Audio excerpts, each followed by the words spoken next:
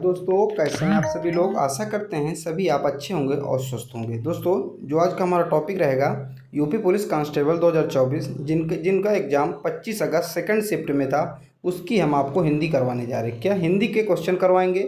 इसके बाद हम पूरी शिफ्ट जो यानी कि 4 पेपर हुए हैं आपके 23, 24, 25, जो एक दिन में 2 शिफ्ट हुए हैं, पूरी शिफ्ट के हम आपको हिंदी करवाएंगे। इस वीडियो में मात्र जो है आपका 25 अगस्त का सेकंड शिफ्ट का पूरा हिंदी रहेगा। इसके बाद हम जीएस भी करवाएंगे, तो जुड़ जाइएगा हमारे चैनल के साथ। चलिए शुरू करते हैं। जो हमारा पहला प्रश्न है चरण कमल बंदो हरिराई में कौन सा अलंकार है।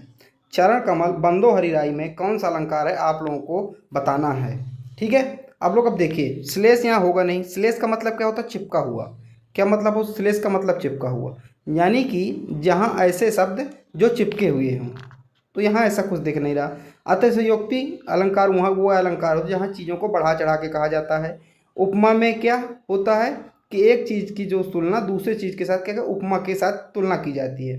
तो यहाँ पे क्या होगा, रूपक अलंकार होगा। क्या होगा, रूपक। तो आप दो जो हमारा यहाँ पे सही उत्तर होगा। ठीक है, जो बच्चे एग्जाम नहीं देने जा रहे हैं वो लोग ध्यान दे लीजिए। आप लोगों का कल यानी कि 30 तारीख को और 31 तारीख को एग्जाम होगा। ऐसे ही क्वेश्चन पूछे जा रहे हैं। ठीक है, अगर आपको पीडीएफ चाहिए तो आप लोग टेलीग्राम ज्वाइन कर लीजिएगा, आपको उसका पीडीएफ तुरंत वहाँ मिल जाएगा, आप देरी मत कीजिएगा। ठीक है, अगला क्वेश्चन हमारा देखिए, अगला क्या है, निम्नलिखित में से कौन सा शब्द गौ का अर्थ नहीं है। यानी कि कह रहा है जो गौ शब्द है इसका कौन सा अर्थ नहीं है। नहीं यहाँ पे जुड़ा हुआ है। ठीक है, बहुत लोग गाय न मार दीजिएगा, गाय में टिक नहीं कीजिएगा क्योंकि नहीं पूछ रहा है, तो गाय वैसे भी सही उत्तर नहीं होगा। देखिए, गौ नदी का भी पर्यायवाची है, इंद्रिय का भी पर्यायवाची है, और गाय का तो है ही, आप लोगों को पता है। लेकिन गज का पर्यायवाची नहीं होता गौ। तो इसका सही उत्तर प्रश्न के हिसाब से हमारा तीसरा होगा। ठीक है, अगला है निम्न में प्रेरणार्थक क्रिया कौन सी होती है। प्रेरणार्थक का मतलब क्या होता है, ऐसी क्रिया जो स्वयं कार्य न करके दूसरों से वह काम करवाया जाता है, उसे प्रेरणार्थक क्रिया कहा जाता है। यानी कि स्वयं काम न करके दूसरों से काम करवाता है, उसे प्रेरणार्थक क्रिया कहते हैं। जैसे राम ने सीमा से किताब पढ़वाया, तो राम स्वयं न करके वो सीमा से किताब पढ़वा रहा, तो प्रेरणार्थक क्रिया होगी। स्वयं काम न करके दूसरों से करवाना वहाँ प्रेरणार्थक क्रिया होती है। देखिए, पढ़ना स्वयं पढ़ेगा तो भाई फिर स्वयं पढ़ रहा है, प्रार्थक क्रिया होगी नहीं, बदलना भी नहीं होगी, चलना भी नहीं होगी, जगाना होगी क्योंकि दूसरे के द्वारा की जा रही है। तो ऑप्शन नंबर 1 हमारा एकदम से उत्तर हो जाएगा। अगला प्रश्न है अमित अमित शब्द युग्म का सही अर्थ क्या होगा। अमित और अमित का सही अर्थ युग्म क्या होगा, आप लोगों को ये बताना है। ठीक है, क्या होगा, अमित का मतलब होता है बहुत और अमित का मतलब होता है शत्रु। तो ऑप्शन नंबर 4 हमारा एकदम सही उत्तर हो जाएगा। ठीक है, इसके मत कीजिएगा दोस्तों, क्योंकि इसकी कोई यहाँ पे समझ में नहीं आएगा और मैं डिटेल से पढ़ाऊंगा, आपको डिटेल से बताता चलूँगा। ठीक है, यदि बारिश होती तो सूखा ना पड़ता। कह रहा कि यदि बारिश होती तो सूखा ना पड़ता, यानी कि कंडीशन क्या लागू हो चुकी है, सूखा पड़ चुका है। लेकिन कह रहे हैं अगर ऐसा हो जाता तो ऐसा नहीं होता, यानी अगर बारिश हो जाती सूखा नहीं पड़ता। तो कौन सा है, ये भूतकाल है। लेकिन कौन सा भूतकाल, हेतु मत भूतकाल है। कौन सा, हेतु मत भूतकाल है। ठीक है, तो जो तीसरा हमारा सही उत्तर हो जाएगा। हेतु भूतकाल हुआ, भूतकाल होता जहाँ ये होता है कि ये होता तो ये ना होता, ऐसा हो जाता तो ऐसा ना होता। और संदिग्ध भूतकाल हुआ, भूतकाल होता है जहाँ संदेह बना रहे कि ऐसा हुआ होगा, राम गया होगा कि नहीं गया होगा, ऐसा। ठीक है, अगला निम्नलिखित में से वाक्य के शुद्ध रूप का चयन कीजिए। वाक्य के शुद्ध रूप का आप लोगों को चयन करना है। देखिए, जो महिला होती है वो कह रहा है कि वह एक विदुषी महिला थी।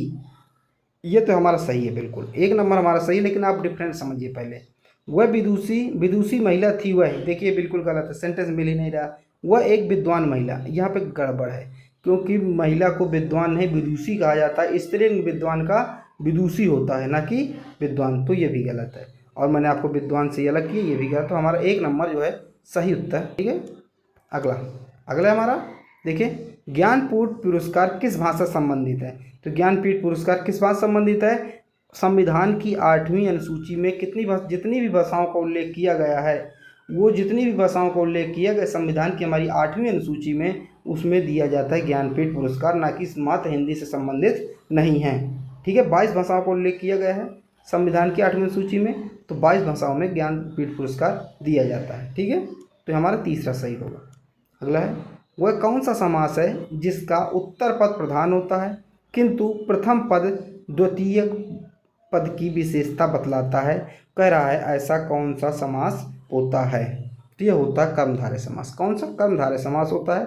जैसे मृगनयनी, मृग के समान नयन वाली। अगला है जिसकी तुलना न की जा सके वाक्यांश के लिए एक शब्द होगा। कह रहा जिसकी तुलना न की जा सके उसके लिए एक शब्द क्या होगा? अतुलनीय होगा। यानी कि जिसकी तुलना न की जा सके उसे क्या अतुलनीय कहेंगे। 1 नंबर हमारा सही उत्तर होगा। अगला प्रश्न है ई बड़ी ई ऊ बड़ा ऊ किस प्रकार के स्वर हैं? कह रहा ई बड़ी ई ऊ बड़ा ऊ किस प्रकार के? तो ये समृद्ध स्वर हैं। कैसे? समृद्ध स्वर हैं। ऑप्शन नंबर 4 हो जाएगा। ठीक है, अभी मैं डिटेल में आपको स्वरों को पढ़ा दूंगा किसी वीडियो में। ठीक है, गो शब्द का वचन पहचानिए। गो शब्द का वचन पहचानिए, यानी कि गो जो शब्द है वो कैसा शब्द है आपको वचन पहचानना है। तो गो एक वचन शब्द, कैसा? एक वचन शब्द है। ठीक है, गौ होता तो बहुवचन होता, लेकिन क्या है गो कह रहा तो गो एक वचन है। अगला कांट की हांडी बार बार नहीं चढ़ती, इसका अर्थ क्या है? जो कांट की हांडी, कांट मतलब होता है कठवा यानी कि लकड़ी। कह रहा लकड़ी जो कांटी होती है यानी कि बर्तन होता है वो बार बार नहीं चढ़ता आग में, वो जल जाता हमेशा। ठीक है, तो क्या इसका मतलब है? छल कपट का व्यवहार हमेशा नहीं चलता। बिल्कुल सही। यानी कि इसका कहने का मतलब है कि छल कपट किसी के साथ करोगे तो वो हमेशा लंबे समय के लिए, अनवरत समय के लिए नहीं होता है। ठीक है, अगला निम्नलिखित वाक्य में रेखांकित पद में कौन सा कारक है? अनुज की किताब मेरे, देखिए रेखांकित पद ये है हमारा। ठीक है, कि हमारा रेखांकित पद है। अनुज की किताब मेज पर है, कौन सा होगा? आप लोग बताएं। अनुज की किताब मेज पर है, तो ये होगा संबंध। क्यों होगा संबंध? क्योंकि बता रहा है कि की किताब। अब देखिए आप यहाँ पे थोड़ा सा पढ़ लीजिए तो आपको क्या होगा, यहाँ से और क्या हो जाएगा, कन्फर्म हो जाएगा। देखिए आप यहाँ देखिए, कर्ता ने कर्म को करण से देव द्वारा संप्रदान के लिए को के लिए हेतु अपादान से अलग होना, जैसे पेड़ से पत्ते अलग होते हैं सो अलग होना। संबंध काकी के, ये देखिए मैं, और अधिकरण में पर संबोधन है। तो क्या मैंने बताया? संबंध। तो का की के रा री रे, ये देखिए यहाँ पर। तो कौन सा रेखांकित पद है? का। तो कौन सा होगा? संबंध होगा। ऑप्शन नंबर 4 हमारा एकदम सही उत्तर। ठीक है, अगला मंदिर मंदिरा युग्म का उपयुक्त अर्थ वाला कौन सा होगा? मंदिर और मंदिरा कौन सा होगा आप लोगों को बताना है। तो हम लोग को पता है मंदिर क्या होता है? देवालय होता है, जो जहाँ ईश्वर रहते हैं। देव का आलय यानी कि देवों का आलय देवालय कहलाता है। पूजा घर होगा नहीं, देवालय एक सटीक उत्तर है। अगर देवालय नहीं होता तो पूजा घर होता, लेकिन देवालय इसका सही उत्तर। अब मदिरा मंदिरा, मंदिरा मतलब अश्वशाला, क्या होता है? अश्वशाला। तो तीसरा हमारा एकदम सही उत्तर हो जाएगा। ठीक है, अगला प्रश्न देखिए। अगला प्रश्न क्या है हमारा? अगला प्रश्न है अचल शब्द का समभिन्नार्थक क्या है? कह रहा अचल शब्द का समभिन्नार्थक क्या है? अचल मतलब जो चल न सके, जो स्थिर हो, उसे कहा जाता है अचल। तो होगा पर्वत और स्थिर। तो ऑप्शन नंबर जो 4 होगा हमारा सही उत्तर हो जाएगा। अगला प्रश्न है आकाश का पर्यायवाची शब्द है। कह रहा आकाश का पर्यायवाची शब्द क्या होगा? तो व्योम। क्या होगा? व्योम होगा आकाश का पर्यायवाची। ऑप्शन नंबर 2 हमारा एकदम सही उत्तर होगा। जिन्हें 2 किया है उनका बिल्कुल सही उत्तर है। ठीक है, अगला प्रश्न है हेडमास्टर शब्द में किस उपसर्ग का प्रयोग हुआ है? अब आप लोगों को उपसर्ग प्रत्यय पता है कि नहीं पता? आप लोग बताइए उपसर्ग प्रत्यय आप लोगों को पता है कि नहीं पता? अगर आपको नहीं पता तो मैं बता रहा हूँ। उपसर्ग जो होता है, जो शब्द वाक्य के आगे जुड़ते हैं, जो वर्ण क्या होता है शब्द के आगे जुड़ के कोई वाक्य बनाते हैं, कोई शब्द बनाते हैं, उन्हें क्या कहते हैं? उपसर्ग। और प्रत्यय जो पीछे जुड़ते हैं। तो कह रहा उपसर्ग कौन सा होगा? तो हेड मास्टर में देखिए, मास्टर एक मूल शब्द है, हेड अगले जुड़ा है तो हेड इसका सही उत्तर होगा। Option number 4। ठीक है, अगला प्रश्न देखिए। अगला प्रश्न क्या है हमारा? अगला प्रश्न है वरिष्ठ साहित्यकार काशीनाथ सिंह को उनकी कृति रेहन पर रगधू के लिए किस सम्मान से सम्मानित किया गया? ये बहुत हमारे बच्चों को नहीं आया है, क्योंकि ऐसे ही प्रश्न ही पूछ लिया था जो नहीं आया। लेकिन अगर आप तुक्का लगाओ तो साहित्य अकादमी, क्योंकि काशीनाथ उनकी कृति साहित्यकार के लिए पूछ रहा है, तो आप इस 4 नंबर पे आप जा सकते थे। ठीक है, गेस 1 लग सकता था। अगला है निम्न में से कौन सा शब्द तत्सम है? तत्सम वो शब्द होते हैं जो संस्कृत से लिए जाते हैं और जिनका क्या होता है? संस्कृत से आए हैं और संस्कृत में इनका क्या हो रहा है? उपयोग हो रहा है। तद्भव वो शब्द होते हैं जिनका संस्कृत हुआ है लेकिन वो हिंदी में बदल गए, दूसरे अर्थ में बदल गए। तो तत्सम कौन सा शब्द होगा आप लोगों को बताना? तो आलस्य होगा, क्योंकि इसका आलस्य होता है तद्भव। अगला श्याम को पुस्तक पढ़नी है, ये किस प्रकार का वाच्य है आप लोगों को बताना है। देखिए वाच्य 3 प्रकार का होता है। कितने प्रकार का होता है? वाच्य 3 प्रकार का होता है। ठीक है, कृतवाच्य, कर्मवाच्य और भाववाच्य।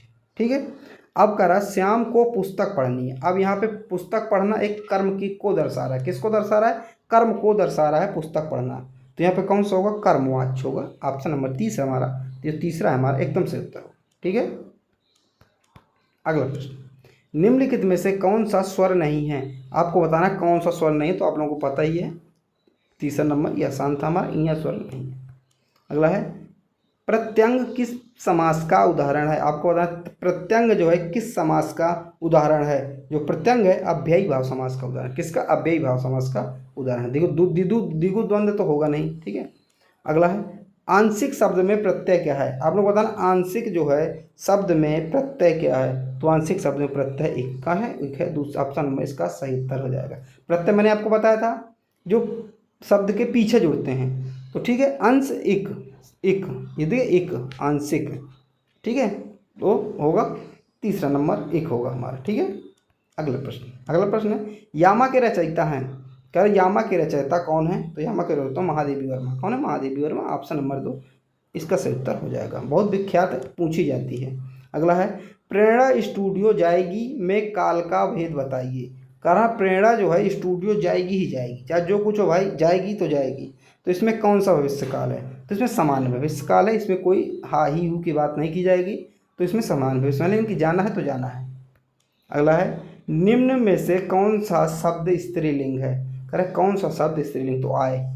जैसे एक वाक्य बना के देखिए कि आपकी आय कितनी है, कितनी स्त्रीलिंग, तो आय होगा यहाँ पे। ठीक, अगला कान कल कानन कुंडल मोर पखा उर्पे बनमाल विराजती है, इस काव्य पंक्ति में कौन सा अलंकार बताया गया है, तो इस काव्य पंक्ति में अनुप्रास बताया गया। अनुप्रास अलंकार कहाँ होता है दोस्तों, अनुप्रास अलंकार वहाँ होता है जहाँ पे एक वर्ड की आवृत्ति बार बार हो, जैसे का, यहाँ पे क्या आवृत्ति बार बार हो, तो इसलिए यहाँ पे अनुप्रास अलंकार हमारा हो जाएगा। ठीक है, अब अगला है निम्न में से अर्धविराम का चिन्ह कौन सा, कर अर्धविराम का चिन्ह कौन सा है, तो ये देखिए योजक चिन्ह है। ठीक है, अर्धविराम का होगा तीसरा वाला। ये क्या है, विश्लेषण चिन्ह है, जैसे हम लोग कहते हैं लिखते नहीं है किसी के बारे में ऐसे करके ऐसे कर दे, किसी को विस्तार, तो हमारा तीसरा वाला सही उत्तर हो जाएगा। ठीक है, अगला प्रश्न, कौन सा वाक्य शुद्ध है, आपको बताना है कि कौन सा वाक्य शुद्ध है।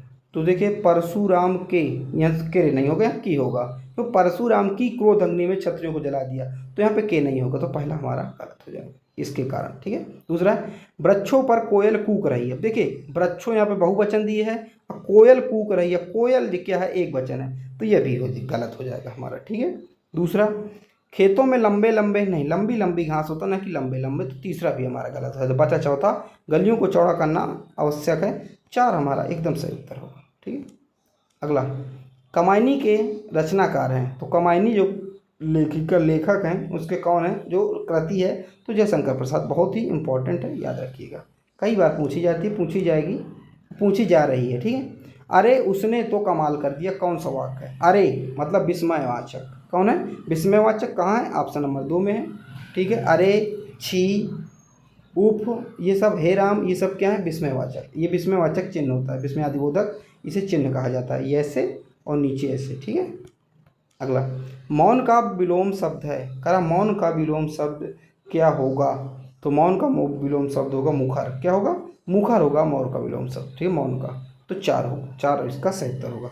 तो मैंने आपको कितने करवा दिए, मैंने आपको 32 क्वेश्चन करवाए, कितने 32 क्वेश्चन कराए। ये वही क्वेश्चन है जो 25 अगस्त को रिपीट हुए थे, यानी कि 25 अगस्त को, जिनका सेकंड शिफ्ट में था, आप लोग पेपर उठा के देख लीजिएगा, जिनका सेकंड शिफ्ट में था, यानी कि 3 से 5 जिनका पेपर था, वही क्वेश्चन मैंने करवाए हैं। ठीक है, वही क्वेश्चन करवाए हैं। अभी मैं कल दोपहर तक एक नई वीडियो अपलोड कर दूंगा, जो फर्स्ट शिफ्ट यानी कि 25 तारीख को जो फर्स्ट शिफ्ट जिसका पेपर हुआ था हिंदी का उसका। ठीक है, इसी प्रकार मैं आपको पूरा जो करवा दूंगा, तो जुड़े रहेगा हमारे साथ। अगर आपको उसका PDF चाहिए हो, मैं आपसे अनुरोध करूंगा कि आप हमारे टेलीग्राम जुड़ जाइए, वहाँ से आपको इसका PDF मिल जाएगा। UP GK अगर आपको पढ़नी हो, GS पढ़नी हो, तो आप लोग हमारा प्लेलिस्ट देखिए, चैनल विजिट करिए, वहाँ पे आपको पर्याप्त करंट अफेयर उत्तर प्रदेश की मिल जाएगी, आपको कहीं एक इधर उधर जाने की ज़रूरत नहीं है। चलिए मिलते अगली वीडियो पर, जब तक के लिए जय हिंद जय भारत।